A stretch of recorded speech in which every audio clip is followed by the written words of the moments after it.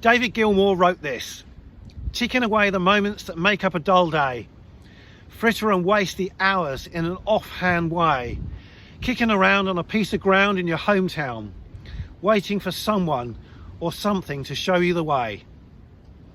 Time is both a powerful commodity and a gift. It heals, transforms, renews, dulls and decays. Each and every one of us feels its effects and are subject to its demands, and often we wish we had just a little bit more. Welcome to this week's Hope from the Hills. The Bible says this: "Teach us, O Lord, to number our days, that we may gain a heart of wisdom." That's Psalm 90 and verse 12. The lives we lead are defined by time. Our conversations are dominated by what happened 5 years ago, yesterday, today, tomorrow, and 3 weeks from now. We regret or long for the nostalgic safety of the past, and we fear, speculate, or anticipate the future. And yet God doesn't operate in this way. Unlike us, he does not move irreversibly forward on a time-constricted timeline. God doesn't grow old, and he doesn't get caught up in the wonder of what will happen tomorrow.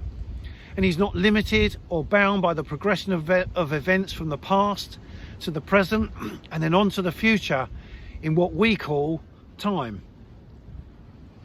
Most people today are either too busy or not busy enough. Personal schedules are either so full that we cannot get everything done, or empty, leaving us bored or restless and constantly looking for something to amuse and distract us. This is the most frantic generation in history, and also the most entertained. And whilst we cannot always choose how we use our time or avoid those moments when seemingly our circumstances control us, we can, with God's help, control our drives and attitudes and gain more control over the gift that time is to us, and begin to redeem it and use it in new ways. In their hearts, humans plan their course, but the Lord establishes their steps. That's Proverbs 16 and verse 9. Redeeming the time and redefining its boundaries begins by seeing each day as a gift from God, who formed, sculpted and ordained it. It's recalibrating the feelings of long, burdensome hours ahead and seeing time as the provider and the purveyor of opportunity to unlock your true identity and purpose, using the creative gifts you were given to display.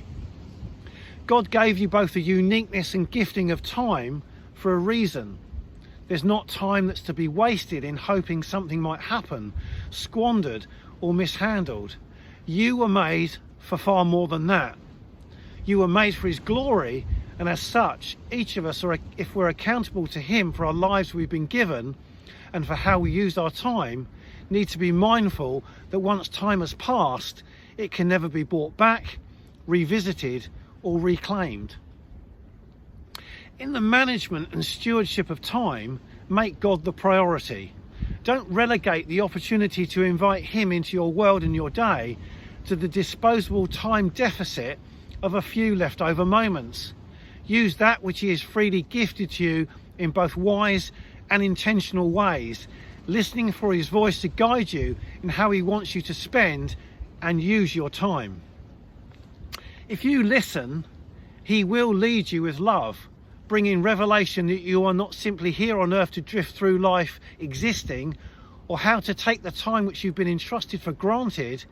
Each of us is to recognize time's limit and its value, and be deliberate in how it's used and how it is spent. Why do you not even know what will happen tomorrow? What is your life? You're just a mist that appears for a little while and then it vanishes. That's James chapter 4 and verse 14.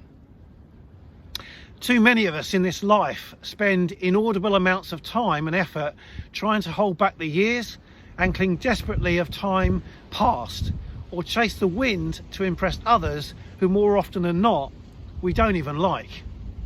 Reclaim then time lost, time wasted, time squandered, and live. Make the most of which you've been given.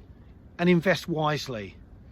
Understand that life is composed of the gift of time that we cannot buy, that has a very limited shelf life, and that one unknown day will, for each and every one of us, end.